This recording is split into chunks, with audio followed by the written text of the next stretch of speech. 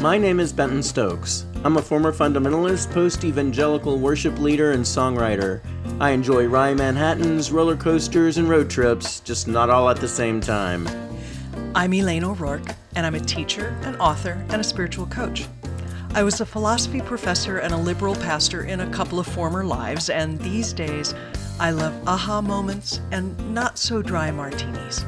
We have conversations about life and God with a queer perspective, over cocktails, like you. This is Cocktail Theology. Today's cocktail is another 3-ingredient classic. And I admit, I tasted it. It's very tasty. I haven't even tried it yet. This is the Bijou. Yeah. Oh, nice. That's very good. Okay, what's in it? So it's 2 parts gin, 2 parts sweet vermouth, 1 part green chartreuse. That was the thing I couldn't figure out. Because I tasted the gin and I tasted the vermouth, but I couldn't figure out what that added special thing was. Isn't green it nice? chartreuse. Mm-hmm. My goodness. I know. We're fancy. I feel very elegant drinking green chartreuse today. It's very tasty. I like it. Wow. That's really, really good. Heck yeah. Now, listeners, green chartreuse is not something that's easy to come by right now. It is not. Listener Bruce was kind enough to give us some. Thank you, listener Bruce. So we are able to enjoy it in this cocktail, but that you can find it at many local bars. Yeah, you can get it at bars. It's hard to get at stores because there's a limited amount that's produced every year by the monks, and these are real monks. Real monks. They're not the fake monks of the Benedictine that we talked those about posers. before. Those poser monks, those legend monks. Right, No, those alleged. These are real monks. Real monks. That's right. Yeah. That's Yeah. right. Well, they're doing the Lord's work. Yeah, they are doing the Lord's work. This is very, very good. I think it's probably biblical. I think so. Don't you think? Green chartreuse? I think so. I mean, although green chartreuse is a little bit of a, I don't know. Sing yellow, yellow. Exactly. They call me, yeah, exactly. So, yeah. So today we are talking about the Bible, specifically how to begin reading or restart reading the Bible. And I know you had someone approach you with this question. Yep. Actually, people have approached me with this question multiple times. This is not an uncommon thing. Mm-hmm. So there are lots of possible reasons that I know of, and I'm sure there are others, but that people frequently approach me about trying to read the Bible again. Mm-hmm. One is that they find it hard to get through. Yeah. They get bored. Yeah. The other is that it's long, and they have been taught that one should read it cover to cover as if it were a single document. Right. So there's that. Yeah. Then there are the folks who it's forms of literature that they're just not comfortable with. Mm-hmm.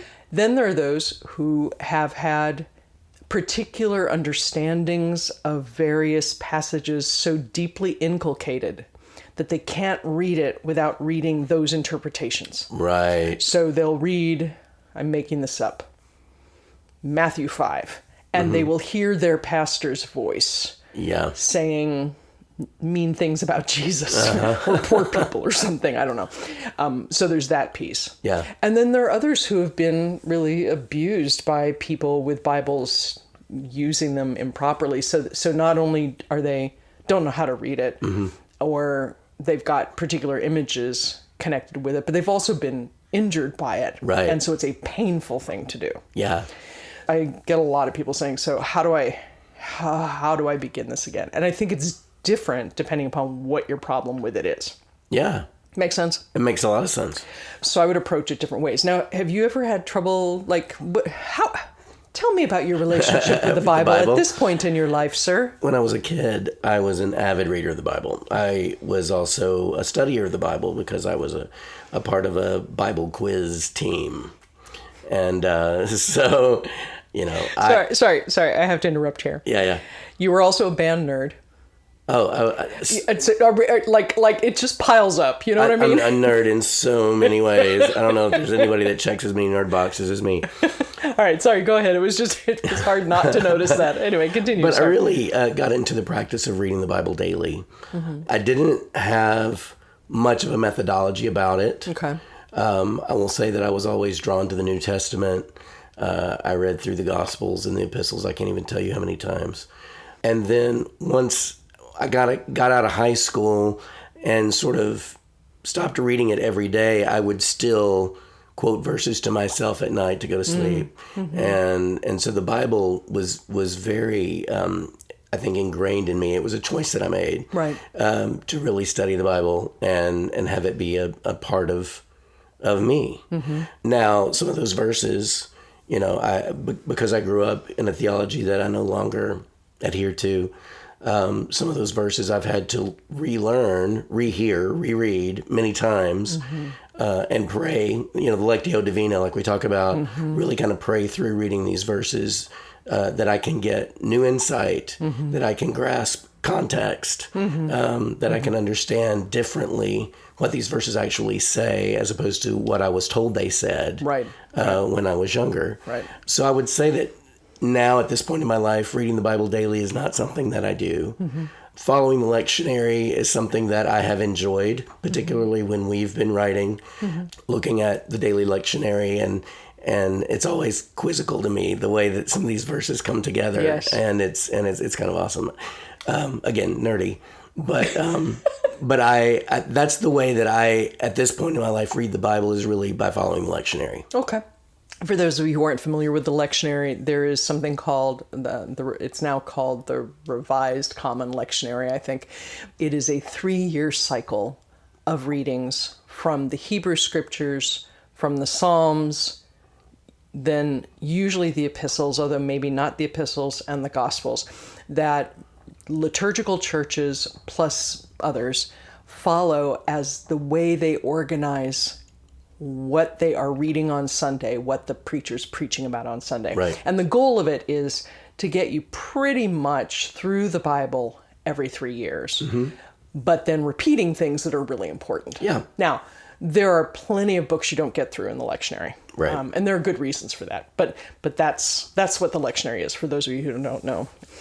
So lectionary is an interesting way to do it, because some sets of people have curated which verses connect with each other. Right. And sometimes it's really obvious, right? Like Jesus will refer to some scripture from the Torah, and it'll give you that scripture from the Torah as one of those things. So you can say, oh, okay.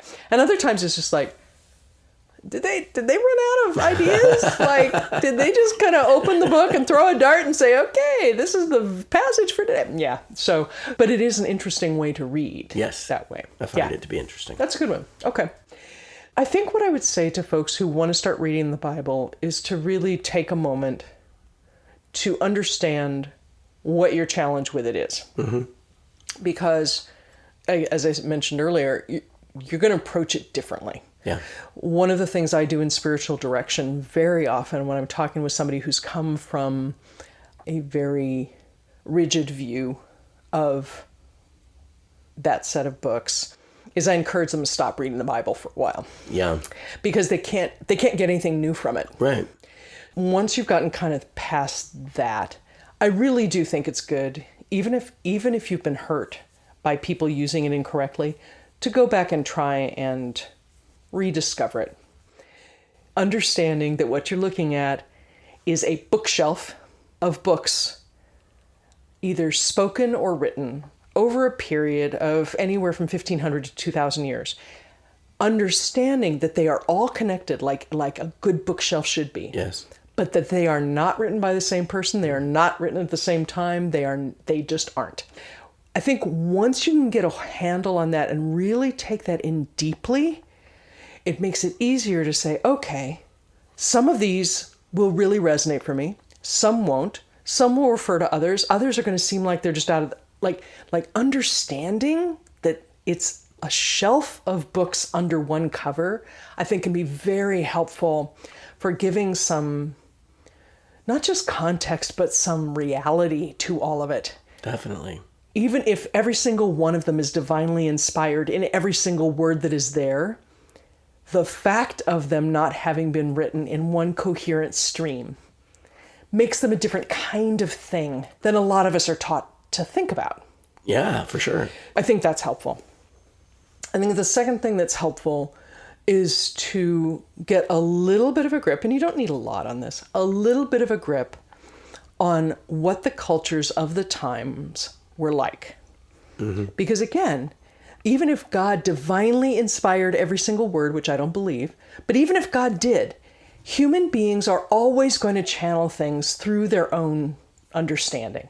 So understanding the way that they were living at the time and where their challenges were and who their enemies were and all this can just be, again, helpful for grounding it in something that's more real and less dangerous. Yeah. The third thing I would always suggest is remembering that people are people are people are people. They were people 4,000 years ago. They're people now. Yep. And all the flaws that Right. people have, there they are. Right. Fourth thing is the Bible is not a collection of heroes. Really important. Sometimes preachers will get into extolling the virtues of some particular character, and then you go and you discover this character also did a whole bunch of other horrible, David comes to mind, Right. horrible things. Understanding that this was never meant to be the DC canon, Yeah. right? Right. Is important. Yeah. So all of those things I think are an important grounding. Then I would always suggest that you don't read it from cover to cover.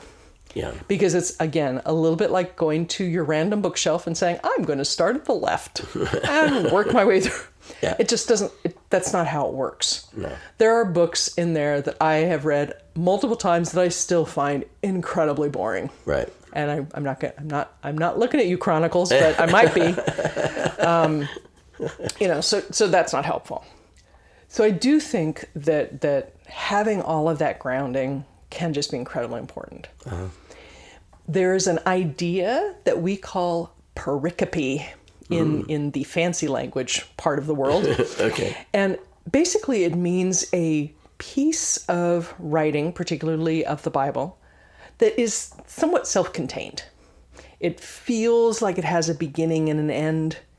In normal writing, it would be one recipe, one poem, Okay. one paragraph or set of paragraphs. Like if things were written that way, it would be like that.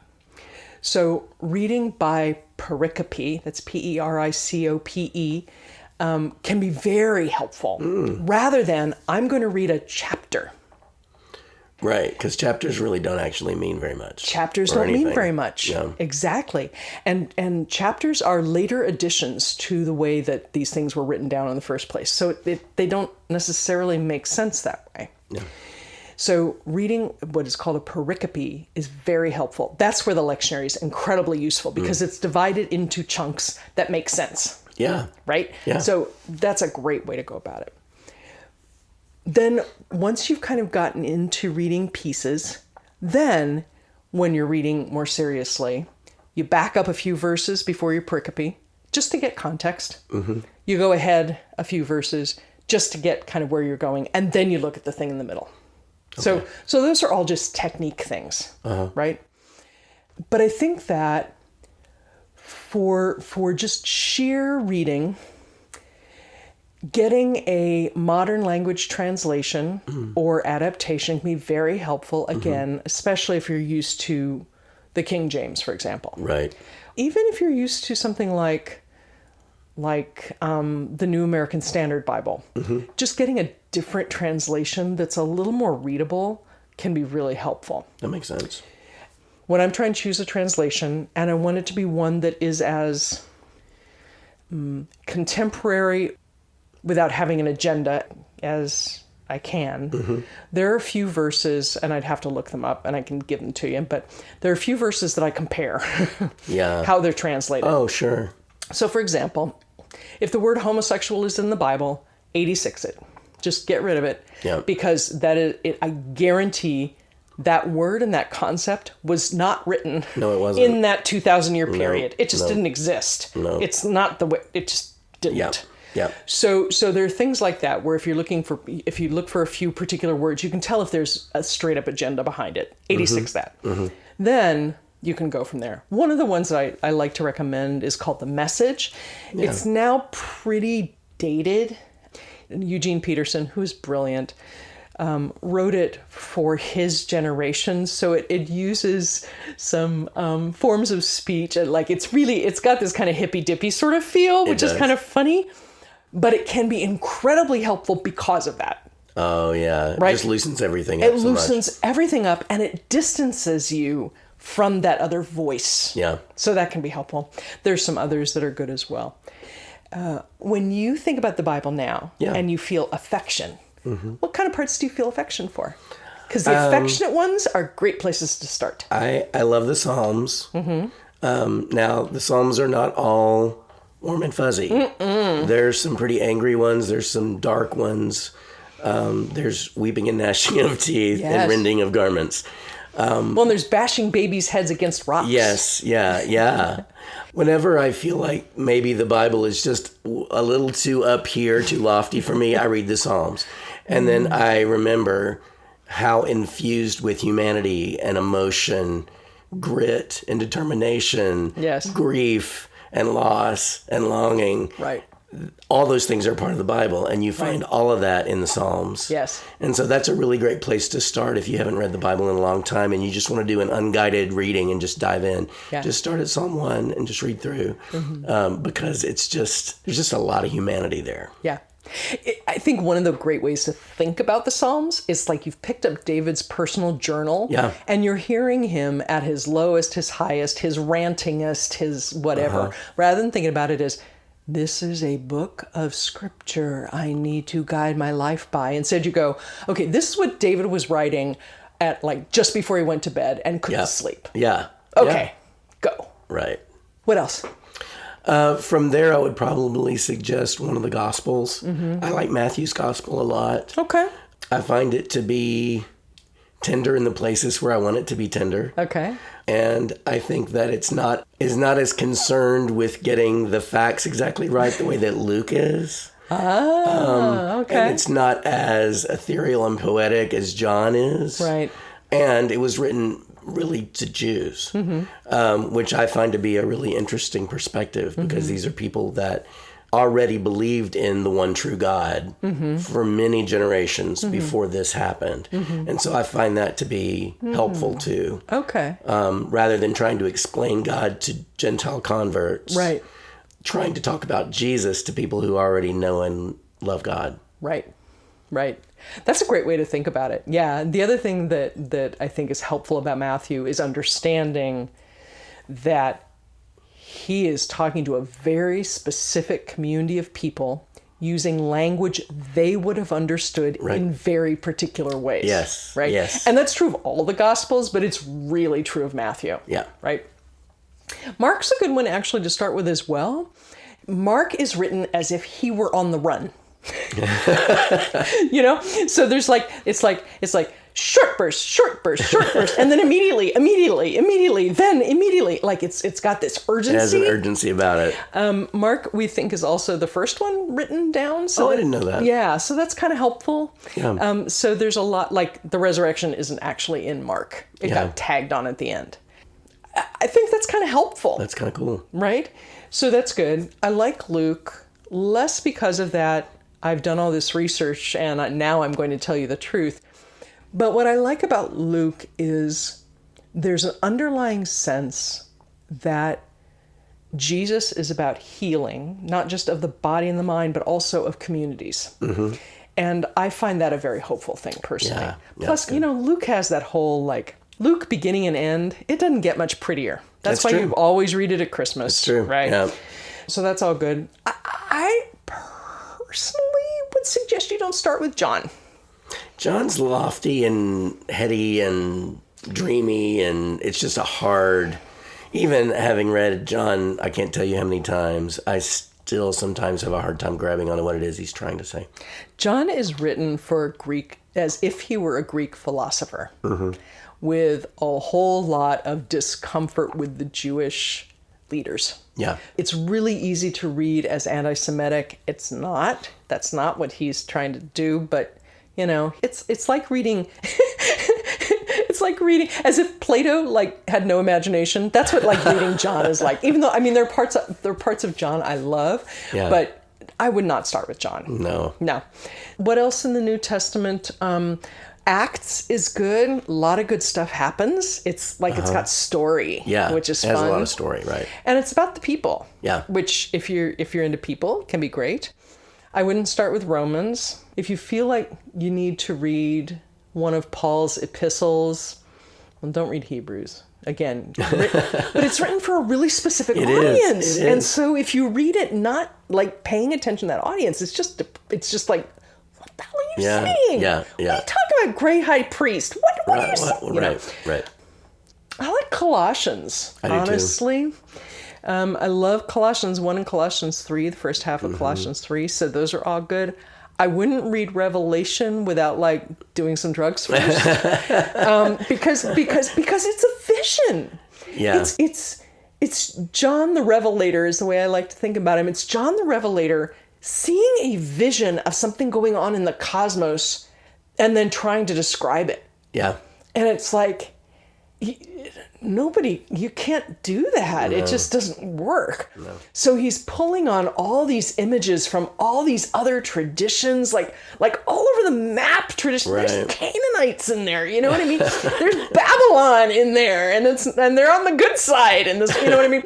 It's just not helpful. So all of those. And then honestly, I think Genesis is fantastic. Yeah. Understanding that up until you hit Abraham, it's all myth. Mm-hmm. It is a way of looking backwards and describing major events that happened in an area, Mesopotamia, or trying to make sense out of origin stories. Yeah. So if you can understand that it's myth like any other set of myths, in truth, but people trying to explain backwards. Yeah. And then go forward as giving you kind of a grounded history of who the people are in this book. Right. Who are we talking about? I think Genesis is great that way. I like that. So that's what I would do. I love it. And every time that voice comes up that says, this means you're a worm or other people suck, you need to talk back to the voice and say, you know what, voice? That's what I was told, but I don't think you're right anymore. Yeah. Yeah. I think it's really important. It is really important. Listeners, tell us about your relationship with reading the Bible. Is it something that you enjoy? Is it something that you find a chore? Is it a place that you go when you need guidance or you need comfort? Because it can definitely be a source of those things. Yes, it can. We love hearing from you. Give us ideas for cocktails, for stuff to talk about. We love hearing from you. Cocktailtheology.com is where we are. I'm going to keep enjoying this Bijou. It is so good. And maybe some upper respiratory medicine, well, perhaps. Yeah, I've been taking that for a couple of weeks now. Sorry, listeners. I promise I haven't taken up a 2-pack a day habit. You don't need to apologize. But definitely some more Bijou. Yeah, for sure. Thanks. Bye, listeners. Bye. Funny how the view can change, how life just seems to rearrange itself. No matter what it was, I don't know how it goes, but look, moving on feels pretty good. Moving on feels pretty good. If you enjoyed this episode, please give us a like and hit subscribe wherever you're listening right now. We welcome your comments, questions, and ideas for conversations and for cocktails. Please get in touch with us at our website, cocktailtheology.com. Cocktail Theology is a production of SFS. Our theme song is Moving On Feels Pretty Good, recorded by yours truly, Benton Stokes. You can find my music wherever you stream your favorite artists. Join us next Thursday for another new episode.